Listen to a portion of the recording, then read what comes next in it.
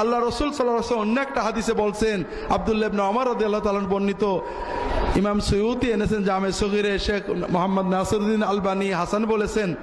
আল্লাহ রসুল সাল্লাল্লাহু আলাইহি ওয়াসাল্লাম বলছেন, মান কাযামা গায়দান ওয়া হুয়া ইস্তাতিউ আন ইউনাফিযাহু মালা আল্লাহু কলবাহু আমনান রাদান ইয়াউমাল কিয়ামা। যদি কারো রাগ হয়েছে, এমন মানুষের উপরে রাগ হয়েছে যেখানে রাগ ঝাড়া যায়, রাগটাকে এক্সিকিউট করা যায়, স্ত্রীর উপরে, স্বামীর উপরে, ছেলের উপরে, মেয়ের উপরে, ছাত্র ছাত্রীর উপরে, নিম্ন কর্মচারীর উপরে, গরিব মানুষের উপরে, দুর্বলের উপরে, যাকে রাগ ঝেড়ে দেওয়া যায়, এই রকম কারোর উপরে যদি কারোর রাগ হয়, এরপরও ঝেড়ে দেওয়ার, শাস্তি দেওয়ার, গাল দেওয়ার সুযোগ থাকা সত্ত্বেও সে রাগ দমন করে, মাফ করে দেয়, কিয়ামতের দিনে যেদিন সবাই উৎকণ্ঠিত থাকবে, রাসূলুল্লাহ সাল্লাল্লাহু আলাইহি ওয়াসাল্লাম বলছেন, কিয়ামতের দিনে আল্লাহ তাআলা তার অন্তরটাকে শান্তি, নিরাপত্তা, তৃপ্তি দিয়ে ভরপুর করে দেবেন।